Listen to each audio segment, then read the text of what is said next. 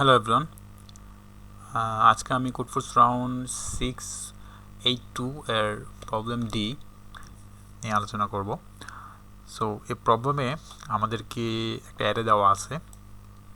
So আমরা এই অ্যারেতে কিছু বিটওয়াইজ জর অপারেশন করতে পারবো এবং আমাদেরকে বলতে হবে যে এই অপারেশনগুলো করে আমরা অ্যারের সবগুলো এলিমেন্টকে সমান বানাইতে পারবো কিনা।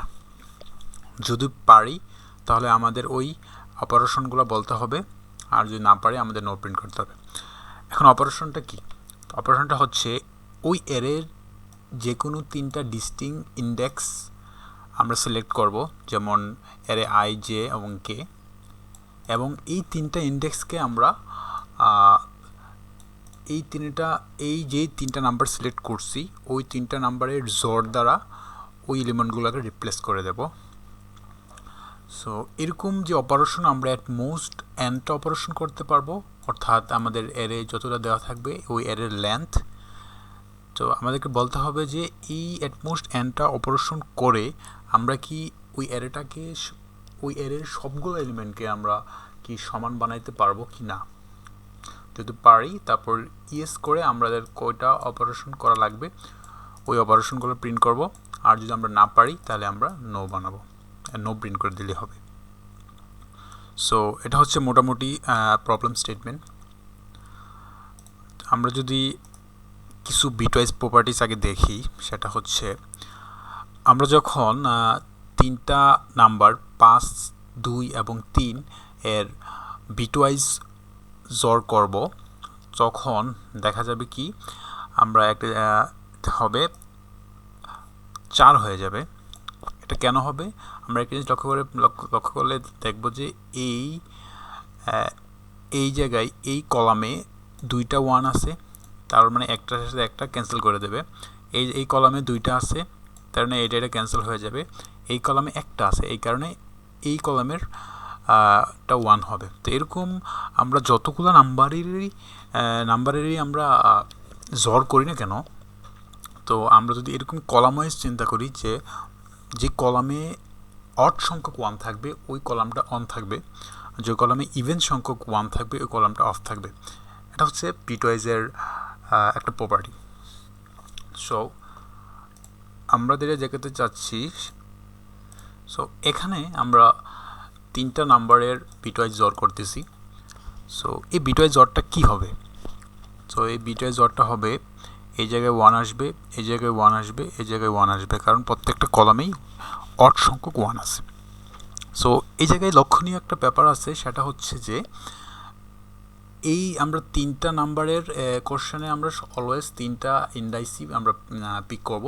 দ্যাটস ওয়াই যখন আমরা তিনটা নাম্বারের জর করব, তখন যদি দুইটা নাম্বার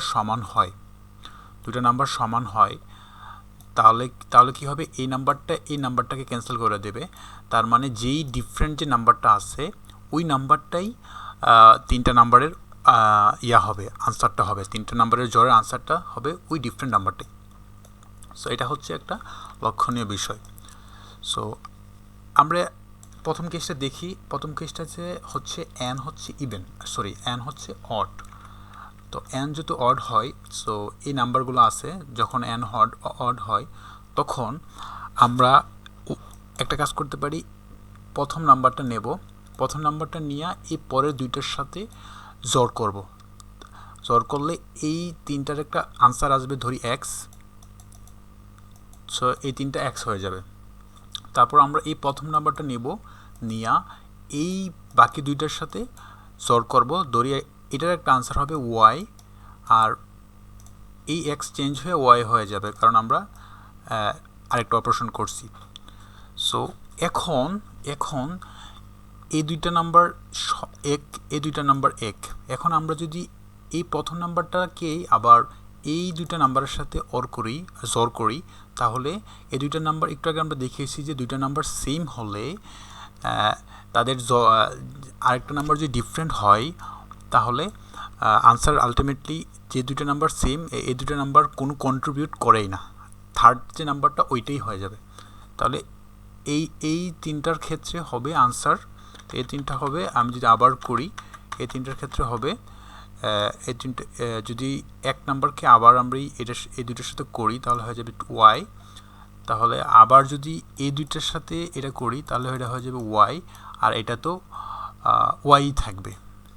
তার মানে এই অপারেশনে আমরা সবগুলো নাম্বার সমান করতে পারছি। তাহলে স্টেপ কয়টা লাগছে? তো স্টেপ লাগতেছে হচ্ছে আমি প্রথমটার সাথে এ দুইটা একটা স্টেপ, তারপর প্রথমের সাথে এ দুইটা স্টেপ, তারপর আবার পিছন থেকে এ দুইটা তিনটা, তারপর এ দুইটা তিনটা। তার মানে আমার যদি n অড হয় তাহলে আমার স্টেপ লাগবে হচ্ছে n ভাগ 2 যতটা পেয়ার হয় ইনটু 2। সো আমরা n যদি অড হয় তাহলে খুব সিম্পলি আমরা আনসারটা এভাবে বের করতে পারি। বাট n যদি ইভেন হয় তাহলে একটা প্রবলেম। তো একটু আগে আমরা দেখছি যদি n অড হয় তাহলে আমরা একটা পিক করতাম, তারপর বাকি ইভেন সংখ্যক থাকতো নাম্বার ওগুলো পেয়ার করে দিতে পারতাম।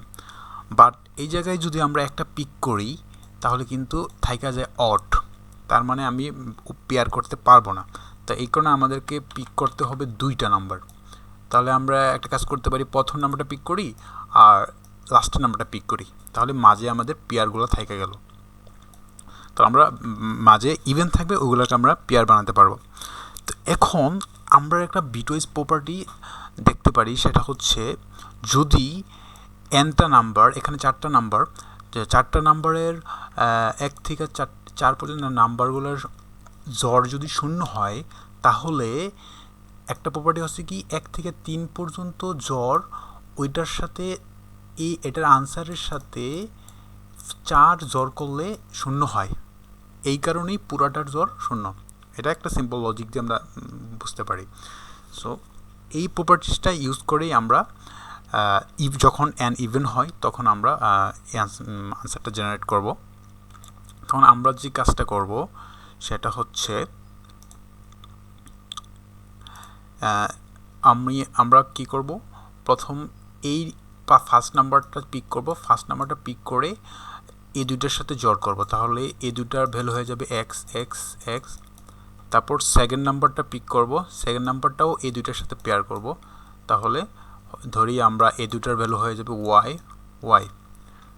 তো তখন সেকেন্ড নাম্বারটা, তাহলে এই দুইটা নাম্বার হয়ে যাবে, সেকেন্ড নাম্বারটা যেটা আছে এটা ওয়াই ওয়াই ওয়াই, এটা হয়ে যাবে ওয়াই। আর আমরা একটু আগে দেখছি যে একটা এরের n-1 এলিমেন্টটার জ্বর আর লাস্টের যে এলিমেন্ট থাকবে ওইটার জ্বর অবভিয়াসলি, একটা এরের n-1 এলিমেন্টটার জ্বর হইলে যে আনসারটা আসে ওইটা, আর লাস্টের এলিমেন্টটা ওইটা সেম হবে। সো এটা সেম কখন হবে, যখন পুরা সবগুলো এলিমেন্ট জ্বর করলে সেম হবে। সো এটা হচ্ছে এই প্রপার্টিস দ্বারা আমরা বুঝতে পারি। সো এই কারণেই যখন n ইভেন হবে তখন এর সবগুলা এলিমেন্টের জ্বর যদি সমান হয় তাইলেই পসিবল। সো আমরা কোডে দেখেন এই কাজটি করছি, আমরা জাস্ট একটা এক্সের মধ্যে সবগুলা এলিমেন্টের জ্বর ক্যালকুলেট করছি আর চেক করছি যদি n ইভেন হয়, তাহলে যদি n ইভেন হয় এবং সবগুলো এলিমেন্টের জ্বর শূন্য না হয় তাহলে কি পসিবল না, তো এই কারণে নো প্রিন্ট করে দিছি। তারপর ইয়েস প্রিন্ট করছি। আর n যদি অড হয় তাহলে আমরা কি করছি, প্রথমটার সাথে পেয়ার ওয়াইজ করে আমরা একটুকে যেটা দেখাইছিলাম জাস্ট সিম্পলি প্রিন্ট করে দিছি।